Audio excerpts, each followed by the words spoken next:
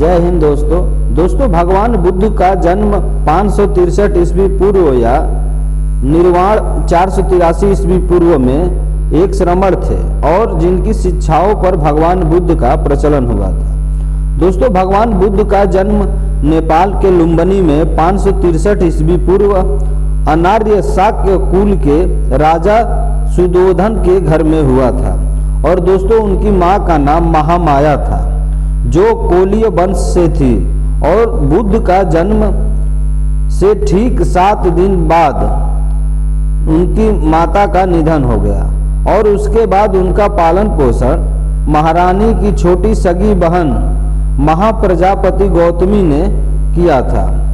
दोस्तों नमस्कार प्रणाम, आप सभी देख रहे हैं स्टोरी वाइज और मैं हूं चंदन। दोस्तों आज इस वीडियो को पूरा अंत तक आप लोग जरूर देखिएगा क्योंकि इस वीडियो में भगवान बुद्ध के बारे में बहुत कुछ बताने वाला हूं।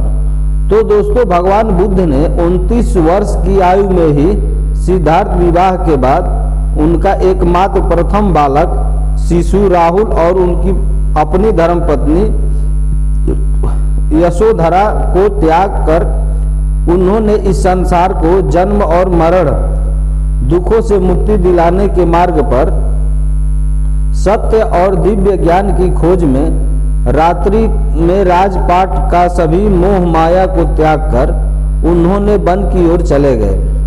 दोस्तों उसके बाद उन्होंने वर्षों की कठोर साधना के पश्चात बौद्ध गाया यानी बिहार में बोधि वृक्ष के नीचे बुद्ध भगवान को ज्ञान की प्राप्ति हुई और उसके बाद दोस्तों वे सिद्धार्थ गौतम से भगवान बुद्ध बन गए।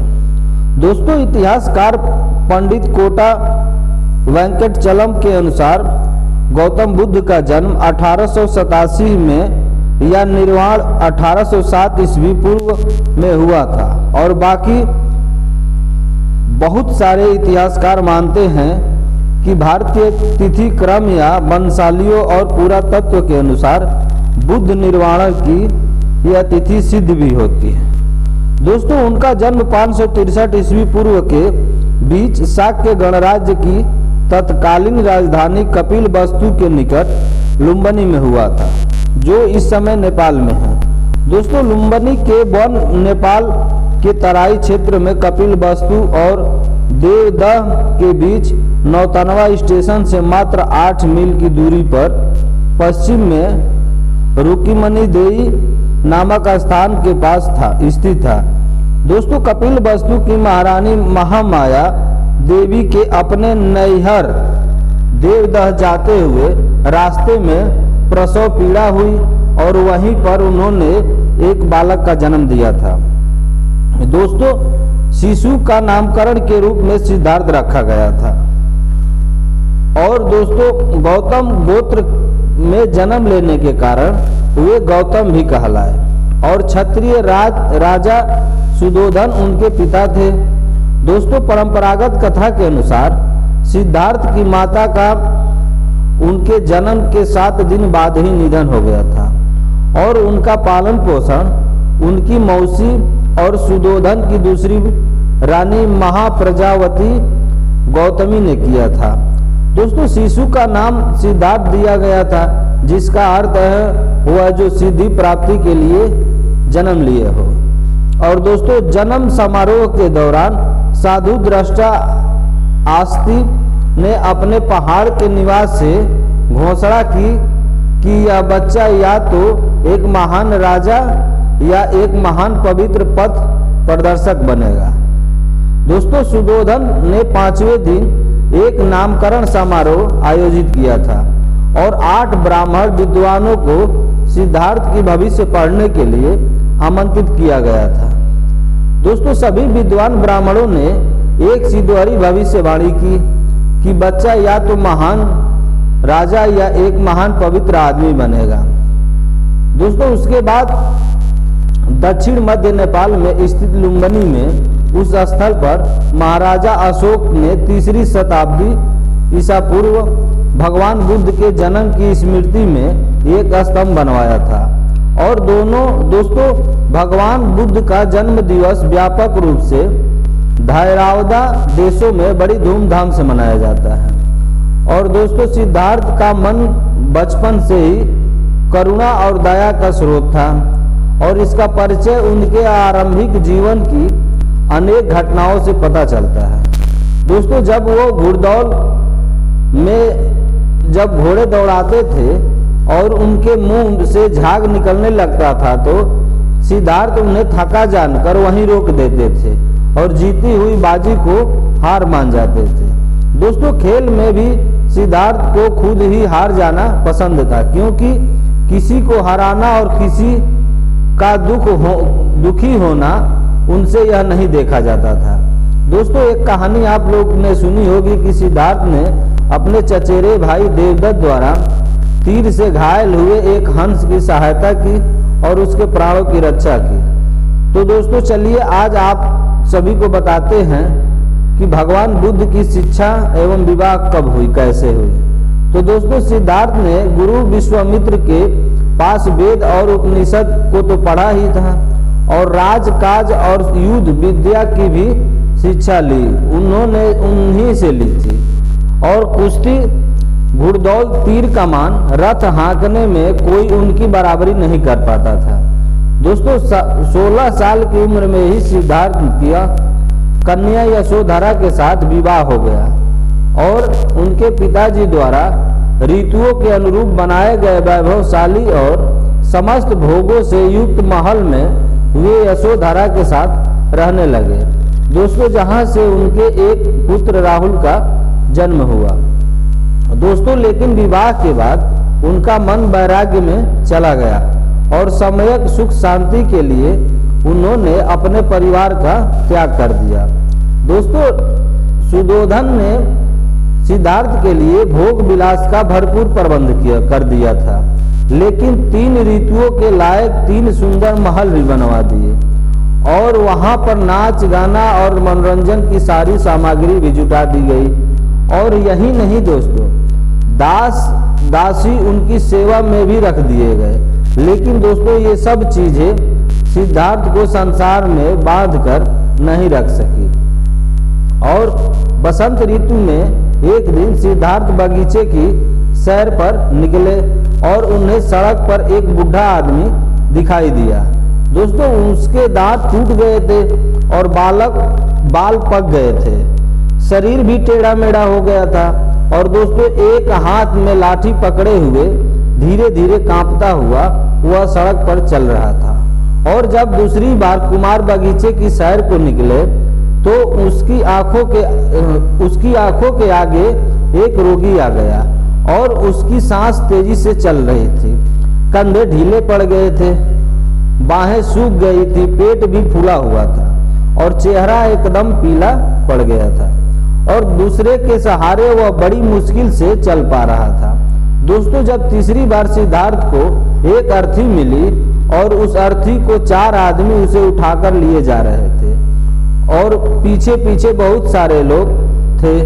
दोस्तों कोई रो रहा है तो कोई अपनी छाती पीट रहा था और कोई अपने बाल नोच रहा था। ये सब दृश्यों को देखकर सिद्धार्थ के मन को बहुत विचलित किया और दोस्तों उसके बाद उन्होंने सोचा कि धिक्कार है इस जवानी की जो जीवन को सोख लेती है और धिक्कार है इस स्वास्थ्य की जो शरीर को नष्ट कर देती है और धिक्कार है इस जीवन की जो इतनी जल्दी अपना अध्याय पूरा कर देता है। और उसके बाद दोस्तों काफी देर तक सिद्धार्थ ने यही सोचा कि क्या बुढ़ापा, बीमारी और मौत सदा इसी तरह होती रहेगी। तो दोस्तों जब चौथी बार कुमार बगीचे की सैर को निकले तो उसे एक सन्यासी दिखाई पड़ा और दोस्तों संसार की सारी भावनाओं और कामनाओं से मुक्त प्रसन्नचित सन्यासी ने सिद्धार्थ को आकर्षित किया। दोस्तों सुंदर पत्नी यशोधरा, दुधमुहे राहुल और कपिलवस्तु जैसे राज्य का मोह छोड़कर सिद्धार्थ तपस्या के लिए चल पड़े और वह राजगृह पहुंचे और दोस्तों वहां पर उन्होंने भिक्षा मांगी। दोस्तों सिद्धार्थ घूमते घूमते अलार कालाम और उद्दक रामपुत्र के पास पहुंचे और उनसे योग साधना सीखी, समाधि लगाना सीखा, लेकिन इतने पर उससे उन्हें संतोष नहीं हुआ था। और दोस्तों वह उर्वेला पहुंचे और वहां पर तरह तरह की तपस्या करने लगे। दोस्तों सिद्धार्थ ने पहले तो केवल तिल चावल खाकर तपस्या शुरू की थी, फिर उसके बाद में कोई भी आहार लेना बंद कर दिया। दोस्तों सिद्धार्थ का शरीर सूखकर एकदम कांटा हो गया। और दोस्तों इसी तरह 6 साल बीत गए तपस्या करते हुए, और सिद्धार्थ की तपस्या सफल नहीं हुई। दोस्तों शांति हेतु बुद्ध का मध्यम मार्ग एक दिन कुछ स्त्रियां किसी नगर से लौटती हुई वहां से निकली जहां सिद्धार्थ तपस्या कर रहे थे, और उन स्त्रियों का एक गीत सिद्धार्थ के कान में पड़ा। वह यही कह रही थी कि बीड़ा के तारों को ढीला मत छोड़ो, और ढीला छोड़ देने से उनका सुरीला स्वर नहीं निकलेगा, पर तारों को इतना कसो भी मत कि वो टूट जाए। दोस्तों यह बात सिद्धार्थ को जच गई और वह मान गए कि नियमित आहार विहार से ही योग सिद्ध होता है। अति किसी बात की अच्छी नहीं, किसी भी प्राप्ति के लिए मध्यम मार्ग ही ठीक होता है, और इसके लिए कठोर तपस्या करनी पड़ती है। दोस्तों भगवान बुद्ध ने प्रथम गुरु अलार कलाम थे जिनसे उन्होंने संन्यास काल की शिक्षा प्राप्त की थी। दोस्तों 35 वर्ष की आयु में बैसाखी पूर्णिमा के दिन सिद्धार्थ पीपल के वृक्ष के नीचे धनास्य थे, और दोस्तों भगवान बुद्ध ने बौद्ध गाया में निरंजना नदी के तट पर कठोर तपस्या की तथा सुजाता नामक लड़की के हाथों से खीर खाकर उन्होंने अपनी उपवास तोड़ा था। दोस्तों सीमा पवर्ती गांव की एक स्त्री सुजाता को पुत्र हुआ, और वह अपने बेटे के लिए एक पीपल के वृक्ष से मन्नत पूरी करने के लिए सोने के थाल में गाय के दूध का खीर भरकर पहुंची थी कि वहां पर पहले से सिद्धार्थ वहां बैठा ध्यान कर रहे थे, और उस स्त्री को लगा कि वृक्ष देवता ही मानव पूजा लेने के लिए शरीर धरकर बैठे हैं। दोस्तों उसके बाद सुजाता ने बड़े आदर से सिद्धार्थ को खीर भेंट की और कहा, जैसी मेरे मनोकामना पूरी हुई है उसी तरह आपकी भी हो। और दोस्तों उसी रात को ध्यान लगाने पर सिद्धार्थ की साधना सफल हुई और वहीं से उसे सच्चा बौद्ध हुआ। तभी से सिद्धार्थ बुद्ध कहलाए। जिस पीपल वृक्ष के नीचे सिद्धार्थ को बौद्ध मिला और वह बौद्ध वृक्ष कहलाया, और गाया का सीमा पवर्ती व स्थान बौद्ध गाया हो गया। दोस्तों अगर बुद्ध भगवान की धर्म चक्रवर्ती परिवर्तन की बात करें तो दोस्तों वे 80 वर्ष की उम्र तक अपने धर्म का संस्कृति के बजाय उस समय की सीधी सरल लोक भाषा पाली में प्रचार करते रहे, और उनके सीधे सरल धर्म की लोकप्रियता बहुत तेजी से बढ़ने लगी, और महज 4 सप्ताह तक बोध वृक्ष के नीचे रहकर धर्म के स्वरूप का चिंतन करने के बाद बुद्ध धर्म का उपदेश करने निकल पड़े। दोस्तों आषाढ़ मास की पूर्णिमा को वे काशी के पास मृगदाव, जो इस समय वर्तमान में सारनाथ के नाम से जाना जाता है, वो वहां पे पहुंचे। दोस्तों वहीं पर उन्होंने सर्वप्रथम धर्मोपदेश दिया और उन्होंने प्रथम 5 मित्रों को अपना अनुयायी बनाया और फिर उन्हें धर्म प्रचार करने के लिए भेज दिया। दोस्तों उसके बाद महाप्रजापति गौतमी बुद्ध की विमाता को सर्वप्रथम बौद्ध संघ में प्रवेश मिला और आनंद बुद्ध का प्रिय शिष्य था, और बुद्ध आनंद को ही संबोधित करके ही अपने उपदेश देते थे।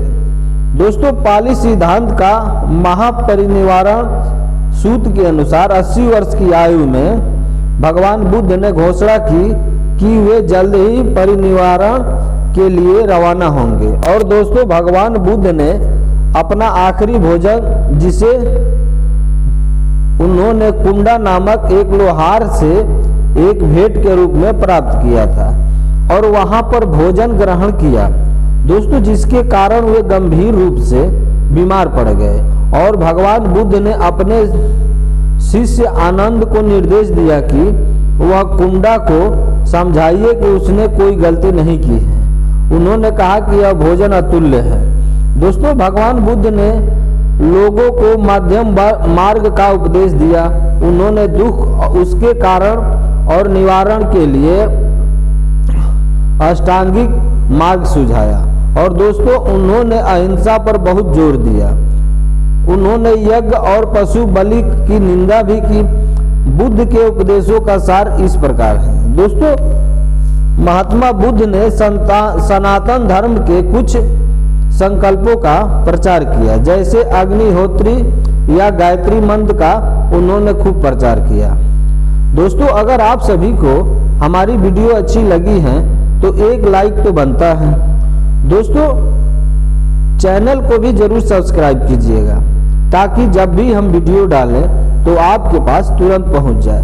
बाकी दोस्तों, आप सभी भगवान बुद्ध को लेकर क्या राय है आप लोग कमेंट करके जरूर बताइएगा, क्योंकि आप सभी का एक एक कमेंट हमारे लिए बहुत महत्वपूर्ण है। बाकी दोस्तों, यह वीडियो अपने दोस्तों रिश्तेदारों में शेयर करना बिल्कुल मत भूलिएगा।